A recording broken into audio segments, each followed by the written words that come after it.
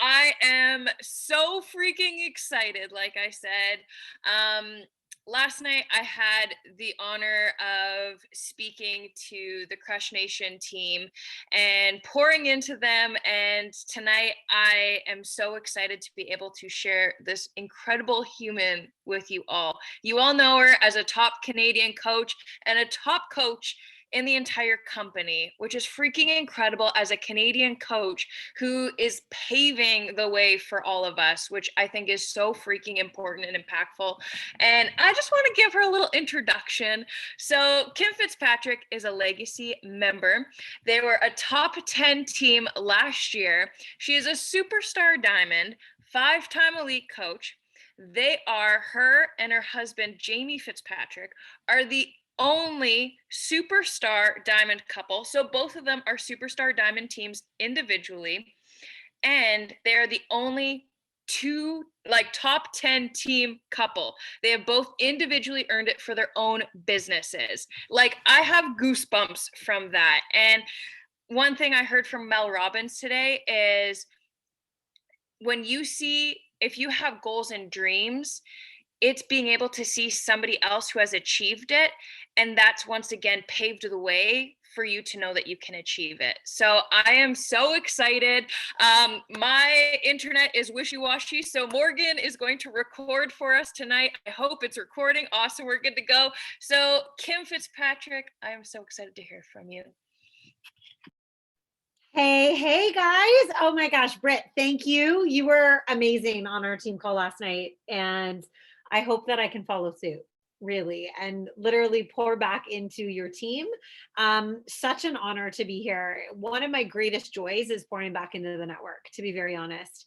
It is one of a kind. I feel like, and I said this to Brittany, I will be a 5-stage clinger when we can actually see people in human form. Anybody live in Ontario? Does anyone live in? Okay. Hi, friends. Hi. Oh my God. Let's not talk about it. I'm going to be on my best behavior and not talk about the crisis, which is Ontario. Okay. So anyhow, I'm in Burlington, and I can only stay safe at home for so long because I'm over that statement. Okay. Anyway, I am so excited to talk to you tonight about belief. And to talk to you tonight, I'm just going to riff. That's how I kind of operate. I just riff, and I'm just going to talk about what I feel, if you guys are cool with that. I'm going to ask for some permission to be truthful and maybe say some things that you don't want to hear. Is that, oh, Clementine, stop it. Is that okay with all of you? She just was like dropping the beat there. She's like, yeah, okay. I just really want permission first. Because I think sometimes, and here's what I want to share. I actually love doing other coaches' calls because I'm actually more truthful and more forthright than I am with my own team. And I want to tell you why. When you lead a team, it's hard to tell you the truth, that you're probably not working as hard as you say you want it, and that you may not want it as much as you say you want it, because you're not doing the actions that are required to even move the mountains you want to move. So I'm going to bring that tonight. I'm going to probably bring that in some aspects. So I just wanted to warn you with love. I'm also like a love muffin. Okay. So I don't know how many of you have heard our story and have heard my coaching story. But I wanted to share it a little bit tonight because for a long time, I find it fascinating. The fact that we're still in the top 10, we're number 6 right now. Currently, we just haven't dropped out since last year. And it's been with ease. It's been with ease and with joy. And it's been with a heck of a lot of fun with the team. I haven't felt stressed once. I had a beautiful conversation with my great friend, Mel Mitro. She goes, are you just so stressed? I'm like, about what? Like, is everything okay? She's like, about being in the top 10. I'm like, why would I be stressed? She's like, because it's stressful. I'm like, it's not stressful when you have a team that wants to work their business. What do you mean? And that's what I want to talk about tonight.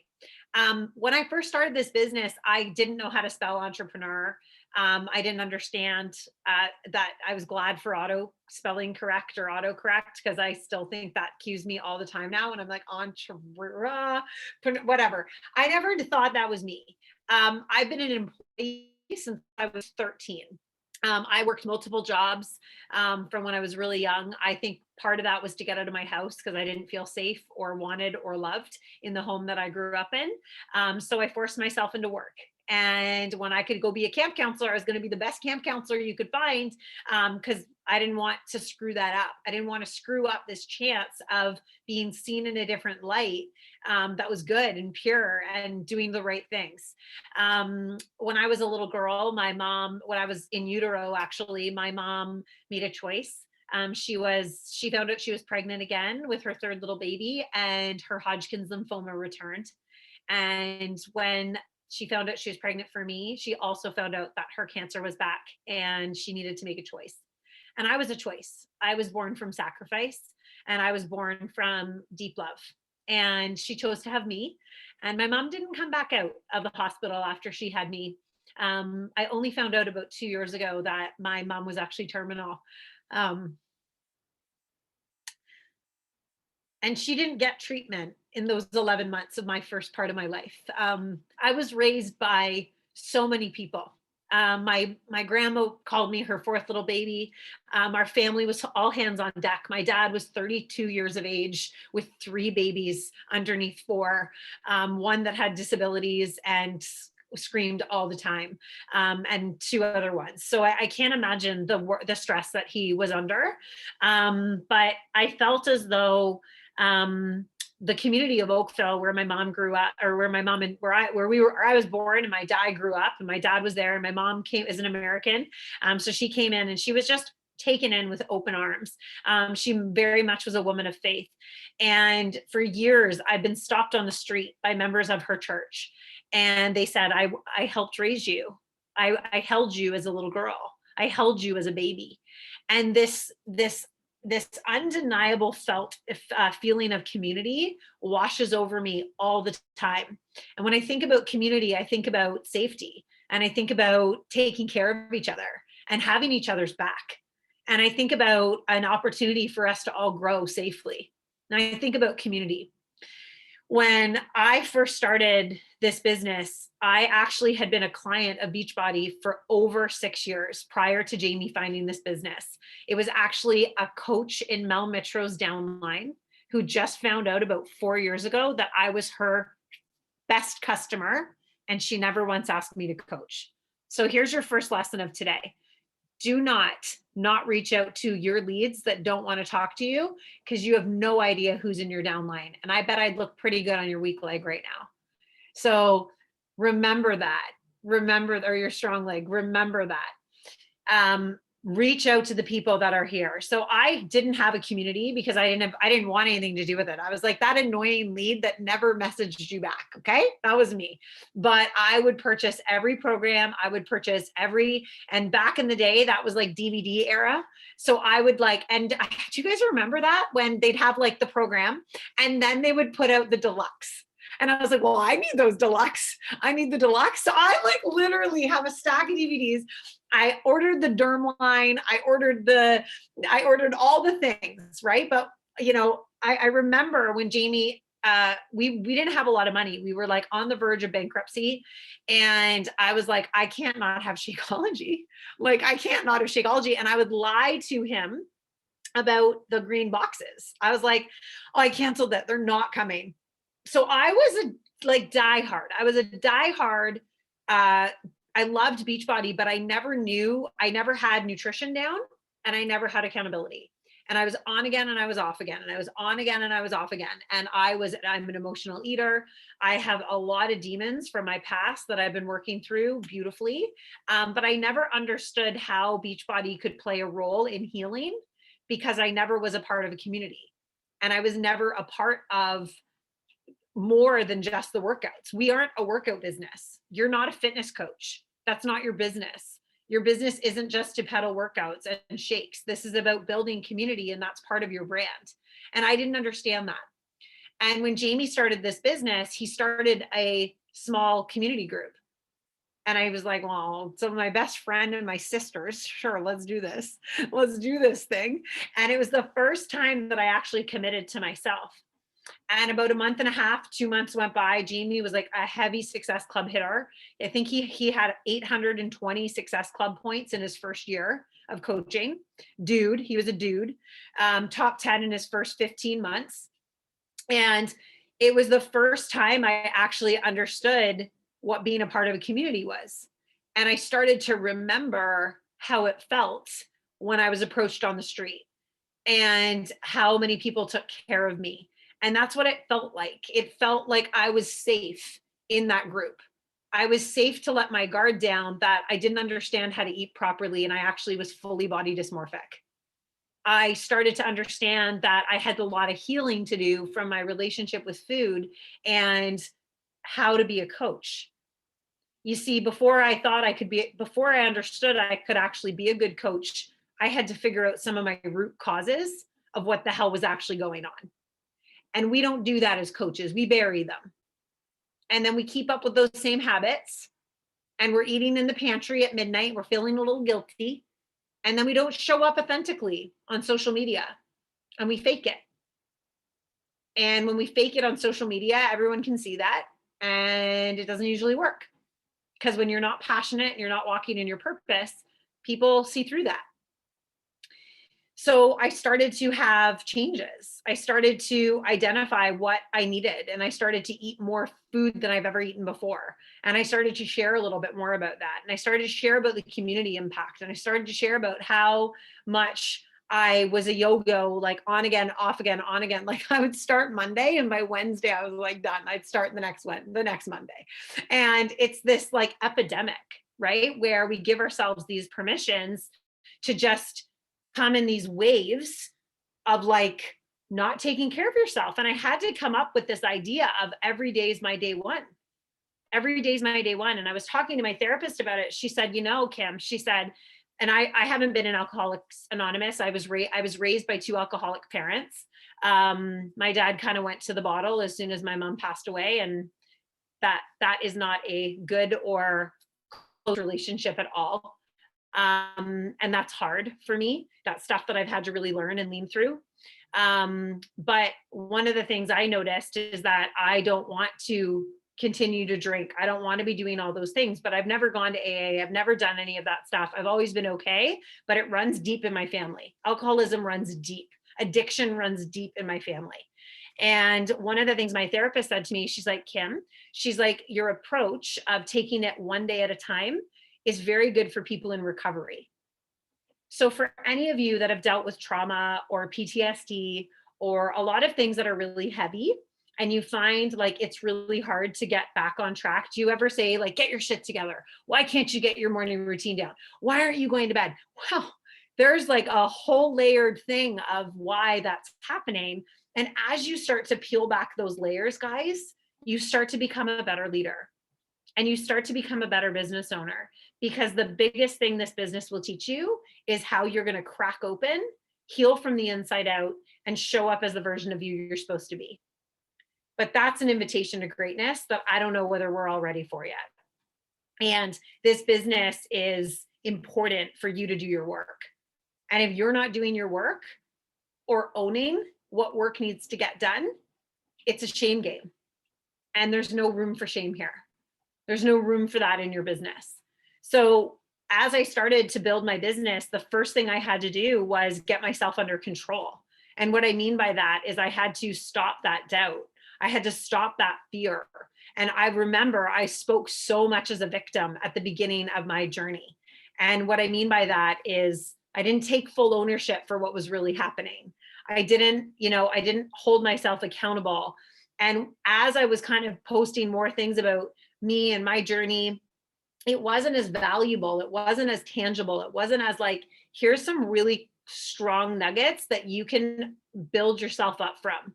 And that happened about 2.5 years in, when I started to realize, oh, hold on here. I am attracting so many clients that are victims, and I'm not attracting a lot of coaches because I'm not talking about the business opportunity. I'm not talking about it in that aspect. And I don't, how many of you feel really comfortable talking about client groups?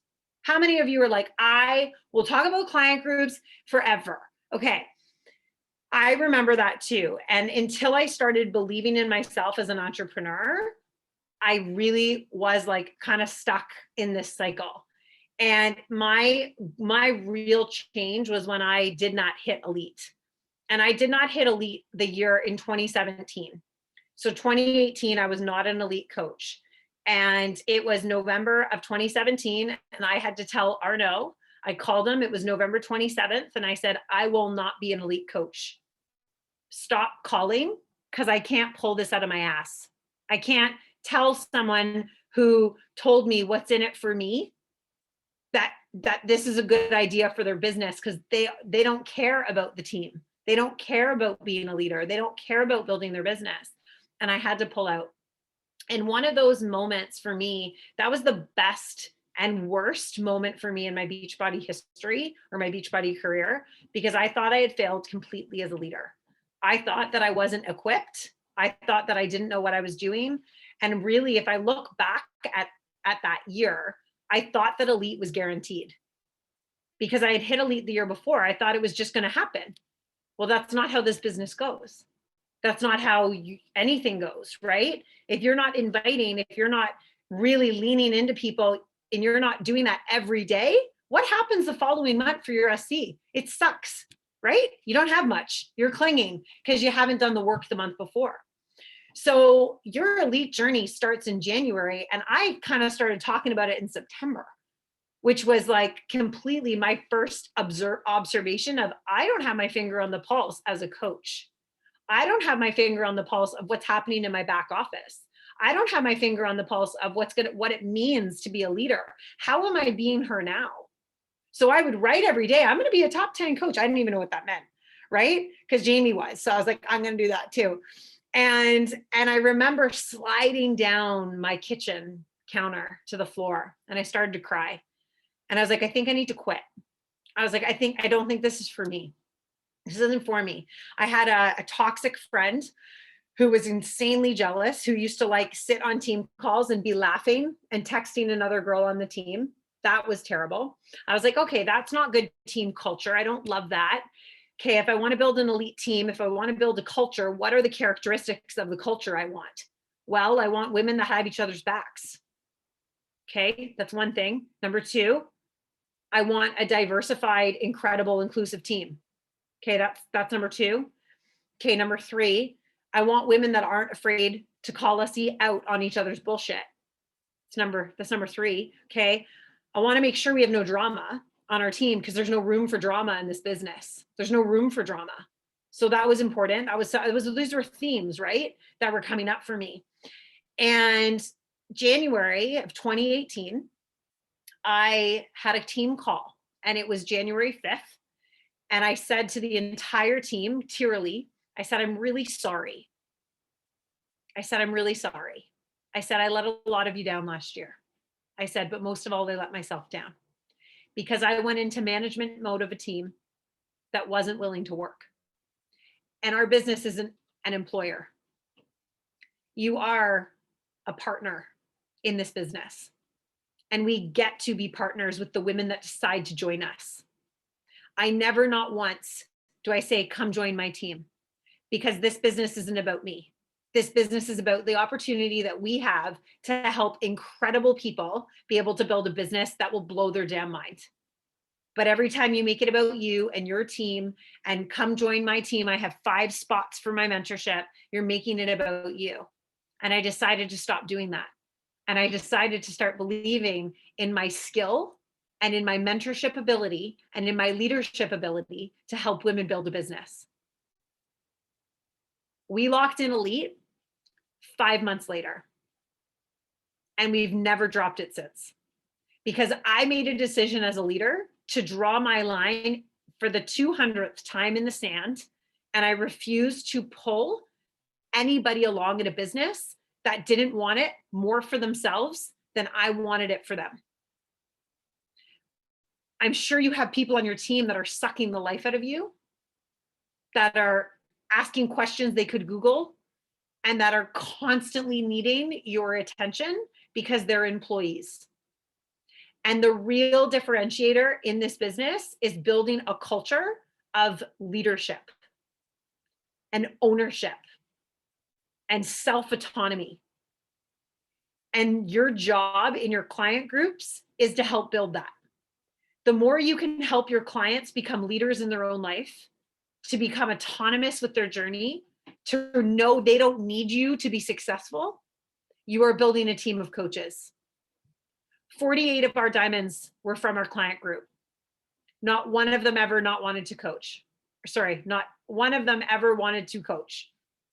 48 diamond leaders from our challenge group, because we started them with the vital behaviors. We got them started like I got started. I'm Jamie's best coach. I know that. That's not being egotistical. It's just factual. Thank God he signed me up that day, right? I didn't even know what I was doing. All I know is that thing people thought I was exciting, this diamond thing I went to. I was like, why are all these people coming up to me and congratulating me for being this ruby or something, this gemstone? I had no idea. That was at Miguel's retreat. It was also the time where I decided I was going to coach. I was listening. Do you guys remember Danielle, blonde Danielle on Miguel's team? Okay, she was like, I'm not talking smack. I don't know whether she's still working the business, but she was blackout drunk the night before, okay? Like blackout drunk, like she was the party girl, amazing. I think she broke her toe off. I was like, how are you still functioning? Anyway, so I witnessed her living her best life that night. And then the next day she got up and talked. I was like, oh, wow. I was like, hey, tell me more about this girl who like went from being this like living her best party life, I'm fairly sure blacked out, to really pulling it together and delivering an incredible like talk, right? And I was like, okay, if she can do this business, I can do this business. If she can do this business, I can do this business. And I was like, and I elbowed Jamie in the ribs. I'm like, it's on. Like, I'm building this business, because there has to be a decision and a point. And Brittany said this so beautifully last night. There's 2 dates in your coaching career: the day you sign up and the day you start coaching, and the day you actually start to believe in yourself that you are worth coaching and you're worth leading and you are amazingly capable to build a huge business, depending on what that looks like for you. Right? So that was like the biggest start for me. And I feel like we have grown over the past years. So 2018, it felt like for me was my restart date, where I actually started building a team of women that wanted more. And you know what else? They wanted me to have some more too. If you don't want more for your coach, you'll never build a team. If you are pissed or jealous or bitter, you will never grow a team. So I'm going to let that sink in for a second. So if you are not shining the freaking torchlight like this thing, you see that? Okay, if you're not shining that freaking light across your team, cheering for people, you'll never attract the women you want, ever. It's abundance. It's abundance. And that is your biggest quality. That'll be your biggest quality, abundance. When you want to see other women win, other women pay attention. Do you talk about that in your social media? Do you have blaringly obvious that you are fanning the flames and tagging other coaches? And like, that shows community. No one will join another team when they're watching you because you shout out another person. I just want you to know that. Nobody, if you are walking in your purpose and you are shining the light on other women and you are building a community, no one will leave you for someone else that you shout out. However, if you don't mean it and you're just doing it because you think it's the cool thing to do, the universe literally feels that. I know some of you are going to roll your eyes. I agree. I did too. But you all need to read the book Ask and It Is Given. Unbelievable book. It'll start. I literally did not notice this until I just started reading that this year. And the other one is Danielle Laporte, White Hot Truth. Because I love that, Jamie. Yeah, I'm like obsessed with it. And it's really, really working. It's like, it's unbelievable. Gabrielle Bernstein, her work is phenomenal.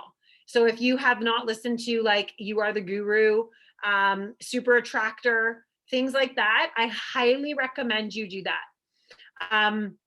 If you're not immersing yourself in that type of learning, you're not unlearning. And society conditions us to be in a competition. And society conditions us to put us in a box. And society conditions us to not play big. And society conditions us to say, oh, just a little bit quieter there. Instead of saying, put on some freaking sunglasses and watch this girl shine. So that is so much a part of this business, is you figuring out, like, what is it that lights you up? What is it? Why are you here? Like, what is your deeper purpose? What is the impact you want to make in this world? Where are you going? And have you told people that? Have you told people that? It is so important to share your story. It is so important to share what resonates and what is important to you. And it is so important to have so much belief in yourself. And there's a couple things that I did to get this belief. So the first thing I had to do is I had to borrow the belief, because I didn't believe in myself enough. There are days where I would be like, Jamie, please go read my post. Please go like my post, save my post, and comment on my post, because nobody is doing any of those things. And I was just sweating. And I was like, gosh, like, I don't know what I'm doing here, but like, maybe this isn't working. Whatever you decide to confidently put out into the world on social media, you have to own that. You have to own those posts, and you have to really feel those posts. And if you feel like you're not getting traction, or you feel like it's very surface, that's where a lot of your business is going to lie. If you are surface, your business will be surface. And the more that you become you, the more the women that are meant for you will find you. I'm going to say that again. The more that you become yourself, the more that the women and men, Alan, will find you. They will find you, and they will partner with you, and they will join that team. But if you don't know who you are, and you're talking and you're basically copying what your upline's writing or their stories, like, how many of you watch other people's stories? You don't have to say it unless you want to, but don't watch other people's stories when you get up, before you do your stories. Don't do that. That's gonna dampen your creativity. Your belief, that borrowed belief, comes from getting quiet with yourself and listening and saying, what do I want? What's my vision? Who are the women? Who are the women that I want to have on my team? I would encourage you at some point over the next few weeks or day or whatever, write down the characteristics of the women that you want on your team. What are some characteristics of the leaders that you admire in the world? Thought leaders, any of those, like, who are they? Write those characteristics down. Because you know that avatar lesson everybody has people do? I don't look for a person. I think about characteristics, and I attract that. I attract characteristics of the women I want to go on vacation with. One of the things I think about when I'm doing my inviting and connecting is, would I share a hotel room with you? Would I share a hotel room with you? Because if I wouldn't, I don't want you on my team. I'm telling you, this stuff is gut stuff. This is like your gut. Like, you know whether you want to hang out with people. And it is important for you to give yourself that much credibility, instead of thinking you can't sell a challenge pack because you don't have a $46 off code. Stop that shit. You're so much more than a challenge pack that's discounted. So's your business. and you got to start acting like it right away. Every single time you discount yourself, you devalue your business. You devalue your business. And we need to stop that. Every time you doubt yourself, you're devaluing your skill set. Every time you don't show up on stories and or go live. Yesterday I was going to do like a 5-step salad in my stories. I'm like, forget that. Like, this isn't working. I went live and I was like, oh, there we go. 3 people signed up yesterday because I went live. Go live. Go live in your kitchen, doing what you do best, and don't care. But we don't do that. We worry about things. We make things so overcomplicated. Do you know when I first started this business, we had to post 5 to 6 times a day because there was no stories? My God, if there were no stories, it would be easier for me. I shouldn't say that because now the universe will take them away. It's not my fault, okay? If Instagram takes stories away, everyone knock on wood right now because I love them and they're great. However, we built our business with no stories. And I built most of my business on Facebook. I remember someone told me that 90% of their business came from Instagram. I was like, what? Instagram is so stupid. They're these tiny little squares. Like, how do you even do anything? Now I'm like killing it over on Instagram. I love Instagram, but we get so comfortable, right, with Facebook or Instagram, and we stay in this little tiny hole of like, I'm not going to do this and I'm not going to do that. What's the worst thing that can happen if you go live? Like, I remember one time I was live and I said, how was your trip to Venice? She was in Venus. No, Venice. And I called it Venus, like the planet, live. I'm like, you can't, it doesn't matter if you screw up. One time I went live and I was like, I'm going to do a Shakeology recipe in live. And I didn't put the Shakeology in and my collagen fell down the sink, completely dissolved. I was like, I'm going to die. I can't do this. And and everyone's dying of laughter. Like, your rawness, your realness, your missteps make you real, and they make you relatable, and they make you you. And that's what the world wants right now. They don't want a perfectly curated grid. They don't. I was like, good, because I've never had one. Thank God. I could never get the beige tones together. Like, I don't know what I'm doing, right? But we worry so much about it. We worry so much about that. And that is not even a fraction of what is important, in this business, honestly. Like, you need to be you. You need to be so organically you. And that's what the world wants right now. If a reel doesn't jive with you, don't do it. I only do reels that resonate with me. Like, do stuff that resonates with you. Don't just do it because it's trending. Do it because it's on brand for you. On brand meaning it relates to your values. What are your values? What are your core values? Never negotiate against those, ever. Core values, what are they? Does it align with your mission? Does it align with what you love and what you speak about? Do you have a theme or a brand or something that people know is yours and you? Super important. So those are some of the things that I really wanted to hit home tonight from a brand and belief perspective. And I think I really want to just hit home that, like, my journey has been so freaking messy. And it has been, I loved, Brittany said the greatest analogy last night about the elite. The road to elite is like this. Like, it's all zigzaggy. And this whole business has been zigzaggy.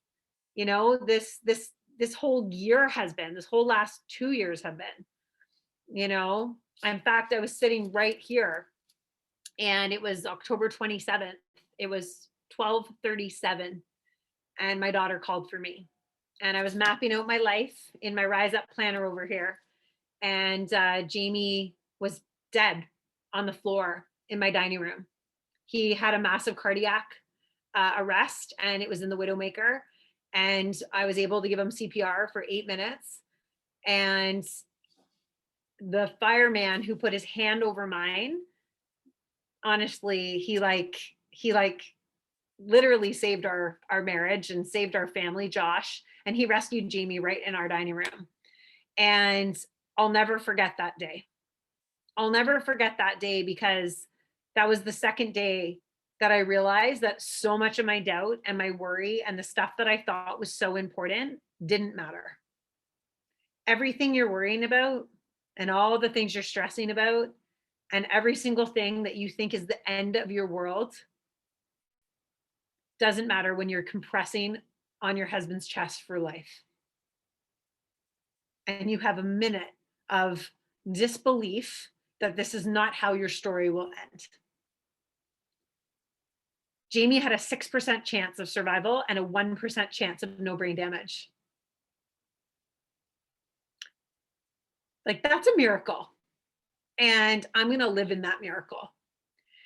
And if I can keep the promises that I made to the big guy upstairs during those 8 minutes, imagine what you'd be saying, pleading for your partner's life. If I can keep half of those promises, then when I'm done my earthly life here, I'm going to be pretty proud of the girl that I see there, because I know that I chased the shit out of this life. And she's going to tell me that I didn't waste a day scrolling, comparing, worrying. She's going to tell me I didn't waste a day. And that's my goal. And if I can do that, then hopefully I can inspire some other women to want to do that for their life too. And that's our job. Our job is so much bigger than what we actually allow it to be, because we get so caught up in the bullshit stories that we tell ourselves that we don't actually understand that this is sitting in our fingertips, ready to help other people change their lives. But first, you have to give yourself permission to change your life. And you have to accept that invitation to greatness, that this isn't how your story ends. This isn't how you go out. Bitter, resentful, frustrated, everybody else's fault. Take ownership of your life. Take ownership of that. How are you showing up? How's your business activity tracker? What are the last 5 messages in your inbox? Those will tell me everything. How many conversations you're having, right?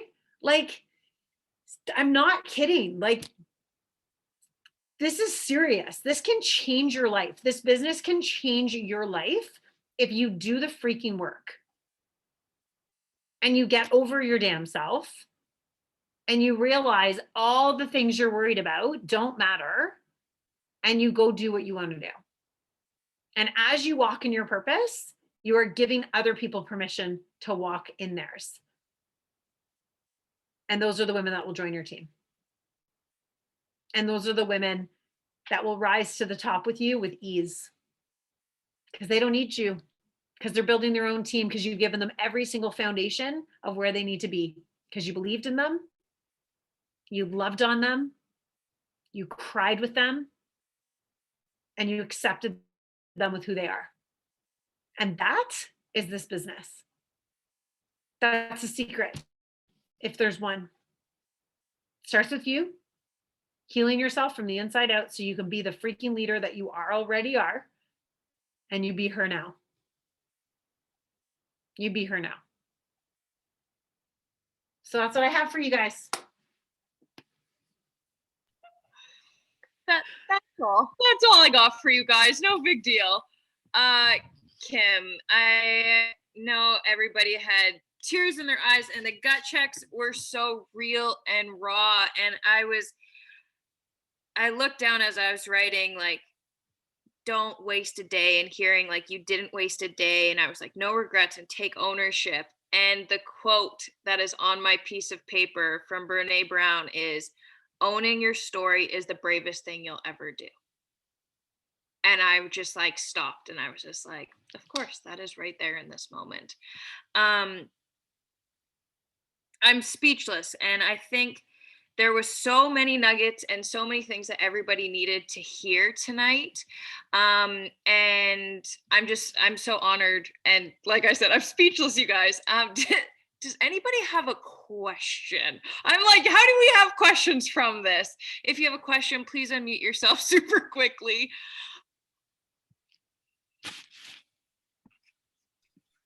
When you say borrow belief, where do you borrow it from? Because sometimes I often struggle with that same thing, believing in myself, because I look at those expectations that I just set for myself and I'm like, yeah, I'm not going to do any of that.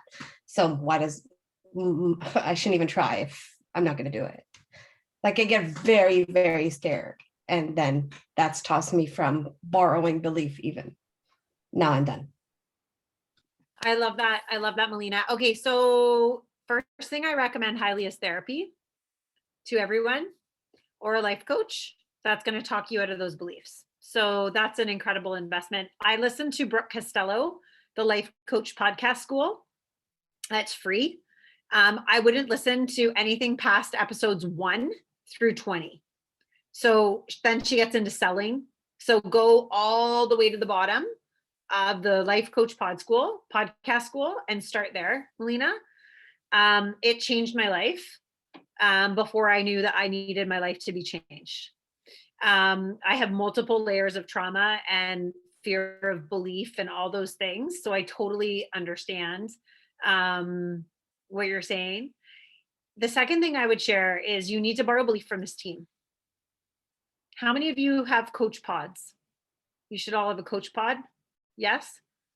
So in your coach pod, Melina, I want you to cast out your goal. So if your goal is to hit SE5 this week, where's the accountability? No, it's there. I have they're there for me. It's just I feel like I owe them as well. So that's your fault. No, not like stop that shit. Like that's so low vibrational energy that you'll never come out of that. Okay. So at some point you have to make a decision. I'm not gonna live here anymore. Yeah. Okay, thank you. You know what I mean? Like it's layered, but like that. So a couple things, it's like seek therapy because there's a deeper reason what's going on there and we can't unpack. Oh yeah, I'm chock full of trauma, but I've been working through that. Yeah. That's amazing. And you should be so proud of that. And I think the other thing to remember too is that it doesn't own you. Oh, I know. Yeah. And repeat that. Repeat that. I actually posted about that today in my Instagram because yeah, I've been in a borderline personality disorder recovery for over a year now.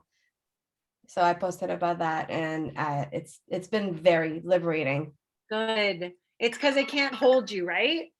Yeah. That shame, no shame there now. You're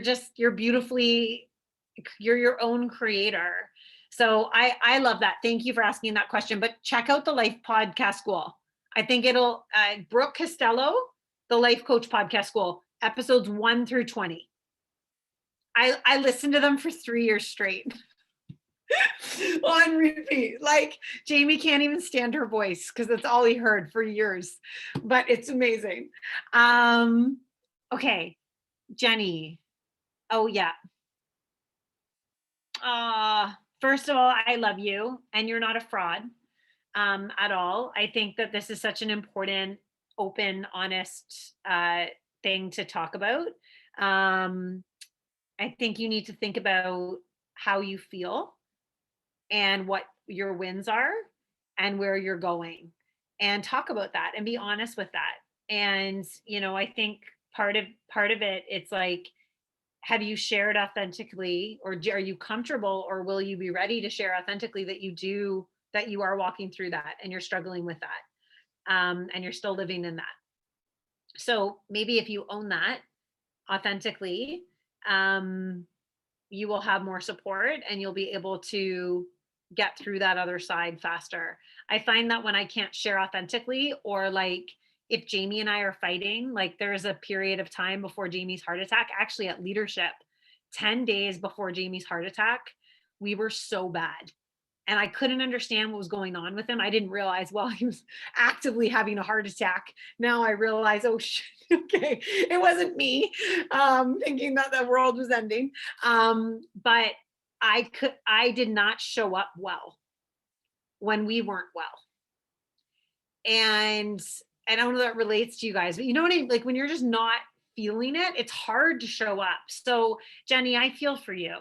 I hope you find some peace in your story that you can share.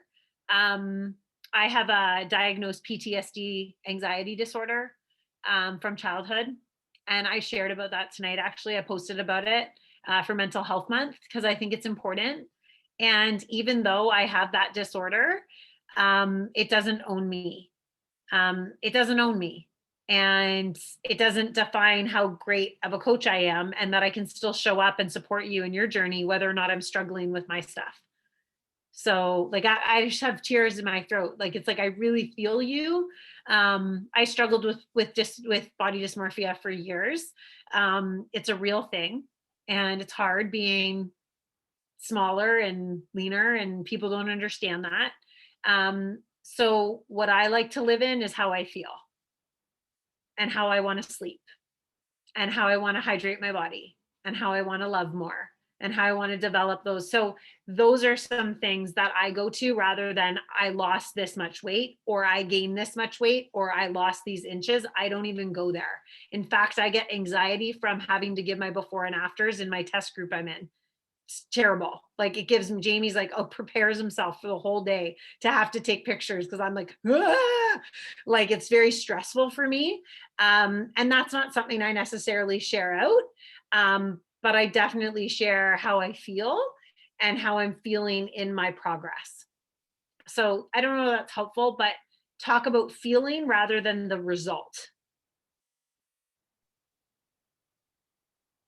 That is absolutely amazing. And guys, just to kind of close out the call here, I think the most beautiful thing that you had mentioned upon many notes that I have written here, Kim, was I think tonight, as you guys sign off on the call, is to take 5 minutes and like do yourself a gut check and really understand like, have you cracked yourself open yet? Have you cracked yourself open in your journey? What pieces do you still need to heal? Because like that is such a huge piece. And looking back through my journey as well, I think that is like there's little moments as we go through. And if you think you've cracked open, I bet you can crack open a little bit more. I see Ashley asked a quick question as well here. Yeah. So Ashley, I it's so important. I love this question. So when I first started posting, like in my first 2 years, it was a little bit heavier rather than solution oriented. So if you want, I don't know if this is helpful, but you can go check out my post I just made like 5 minutes before this call, which is why I was 1 minute late. But if you want to check it out, it was like kind of my story, but then there was like, here are things that saved me. EMDR therapy, tapping solutions, binge listening to worship music. Like, so that even though you're sharing heavy, you're sharing, but I don't live here and I'm okay. And I'm a rock star and I can handle this. Right. So if you pair that to, it's less victim and not that you are living there, but it's how people interpret. Right. So one of the things I like to share a lot is like what I'm learning is that's like my tagline is what I've learned, things that have supported me in this journey. So it's more like I'm not an expert. I'm going to share what I'm learning. And I'm not a teacher here. I'm a learner with you. And that puts people at ease because they're like, "Oh, so she's not telling me how to live my life." Okay, I relate to that. I resonate with that. Right? Versus being, so that's what I would recommend. Thank you. Yeah. No worries. And own it. It's freeing. Oh yeah. The heaviness, right? Oh yeah. Yeah. Amazing. Okay, Kim, thank you so freaking much for this call. Thank you for your time. We know how valuable it is, and we just appreciate you so much. And you guys, thank you so much for popping on to tonight's call. Take a few minutes, make sure that you guys are going in and diving through your notes. And I think an incredible assignment for everybody is to, as you've looked through that, I really want you to think of the culture you want for your team and how you want to start showing up for not only your team, but your upline. How can you help your upline coach get to that next level? Because when we raise our level, our leader is going to raise that level too. And that's how we continue to grow and push and collectively move forward. So, you guys, thank you so much for popping on this call. It was amazing. I'm going to like stew in my notes here for a bit. I'm so excited, but we'll get the recording to you guys ASAP. And just thank you so much for spending time with us. So, love you.